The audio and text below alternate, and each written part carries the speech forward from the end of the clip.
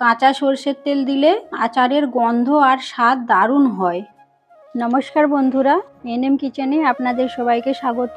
এখন তো কাঁচা আমের দিন আর প্রচণ্ড গরম পড়েছে। এই গরমের মধ্যে আমরা কাঁচা আম দিয়ে কত কি বানিয়ে রাখি, আম গুড়, আচার, আমসত্ত্ব, কত কি বানিয়ে রাখি সারা বছর খাওয়ার জন্য। আর আজকে আমি বানাবো কাঁচা আম দিয়ে আচার। আচার না হলে তো খাওয়াই যাচ্ছে না। এই দেখুন বন্ধুরা, আমাদের গাছে কত আম হয়েছে আর কত আম হলদে হয়ে শুকনো হয়ে ঝরে পড়ে যাচ্ছে। ভাবলাম এই আমগুলো কেন ফেলবো, এই শুকনো আম কুড়িয়েই আজকে আচার করব। এই দেখুন গাছের তলাতে কত আম পড়ে রয়েছে, কত বড় বড় আম পড়ে যাচ্ছে। এইগুলোই দিয়েই আজকে আচার বানাবো। এই যে এতগুলো আম আমি কুড়িয়ে নিয়েছি, এগুলো এখন কেটে নেব। এর খোসাগুলো ফেলবো না, খোসা সমেত কেটে নেব।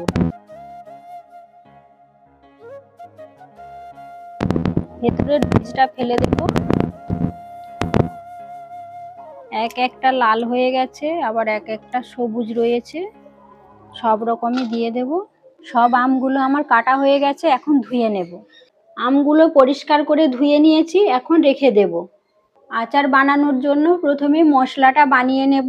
চুলোটা জ্বালিয়ে নিয়েছি, এখন কড়াই বসিয়ে দেব। আমি এখানে 4 চামচের মতো 5 ফোড়ন নিয়েছি, কড়াইতে দিয়ে দেব। 5 ফোড়নটা একটু ভেজে নেব।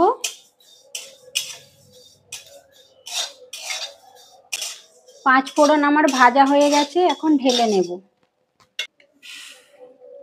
5 ফোড়নটা ভেজে নিয়েছি, এখন মিক্সিতে গুঁড়ো করে নেব। 5 ফোড়নটা আমি গুঁড়ো করে নিয়েছি, এখন রেখে দেব। এখানে আমি 500 গ্রাম আম নিয়েছি, আমটা একটু তেলের মধ্যে নেড়ে নেব। আবারও চুলোতে কড়াই বসিয়ে দেব। কড়াইতে সামান্য একটু সরষের তেল দেব। তেল গরম হয়ে গেছে, ওর মধ্যে কাঁচা আমগুলো দিয়ে দেব। আমের মধ্যে লবণ দিয়ে দেব, হলুদ গুঁড়ো দিয়ে দেব। এখন নেড়ে নেব। আমটা খুব বেশি নাড়বো না, আমের কালারটা চেঞ্জ হয়ে গেলে নামিয়ে নেব।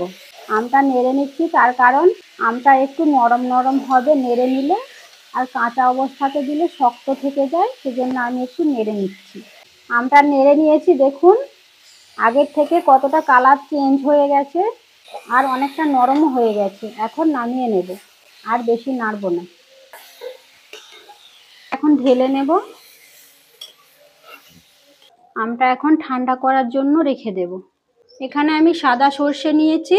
500 গ্রাম আমের জন্য 150 গ্রাম সাদা সর্ষে নিয়েছি। আর সর্ষেটা 2 দিন ধরে রোদে রেখেছিলাম। রোদে দেওয়ার জন্য অনেকটা শুকনো হয়ে গেছে রসটা। এখন এটাকে মিক্সিতে গুঁড়ো করে নেব। যাদের বাড়িতে মিক্সি রয়েছে তারা মিক্সিতে গুঁড়ো করতে পারেন, আর যাদের বাড়িতে মিক্সি নেই তারা শিলে গুঁড়ো করতে পারেন। রোদে দেওয়ার কারণে গুঁড়োটা ভালো হবে আর খুব মিহি করে গুঁড়ো হবে। এখন মিক্সিতে ঢেলে নেব। সর্ষেটাকে আমি গুঁড়িয়ে নেব। সর্ষেটা আমি গুঁড়ো করে নিয়েছি। এখন আমি একটা পাত্রে সর্ষের গুঁড়োটা ঢেলে নেব। আমটা ঠান্ডা হয়ে গেছে। এখানে আমি নিয়েছি 500 গ্রাম আম, 150 গ্রাম সাদা সর্ষে।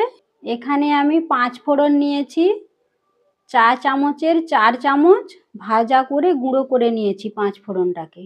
ভেজে রাখা আমগুলো সর্ষের মধ্যে দিয়ে দেব। ভেজে গুঁড়ো করে রাখা 5 ফোড়ন দিয়ে দেব। কয়েকটা চেরা কাঁচা লঙ্কা দিয়ে দেব।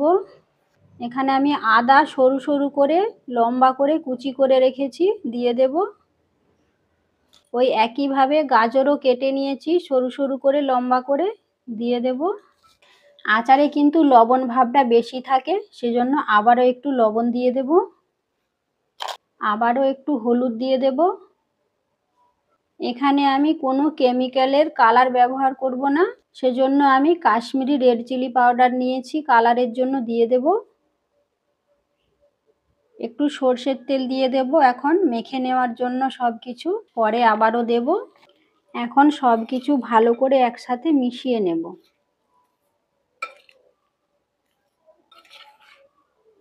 সব কিছু আমি একসাথে ভালো করে মিশিয়ে নিয়েছি। এখন একটা প্লাস্টিকের জারের মধ্যে ভরে নেব।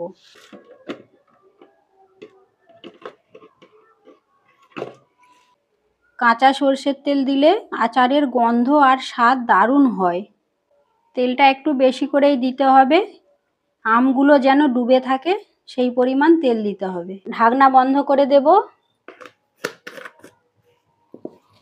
এই জারটাকে এখন আমি 3-4 দিন ধরে রোদের মধ্যে রেখে দেব। রোদের মধ্যে রাখলে আচারের তেলটা আর আচারের গন্ধটা খুব সুন্দর হবে আর খেতেও দারুণ হবে। তৈরি হয়ে গেল আমার কাঁচা আমের আচার। এইভাবে একবার বাড়িতে বানিয়ে দেখবেন, দোকান থেকে খেতে আর ইচ্ছে করবে না। বাড়ির আচারটাই খুব সুন্দর লাগবে খেতে। আজকের ভিডিওটা এখানেই শেষ করছি। দেখা হচ্ছে পরের ভিডিওতে। সবাই ভালো থাকবেন।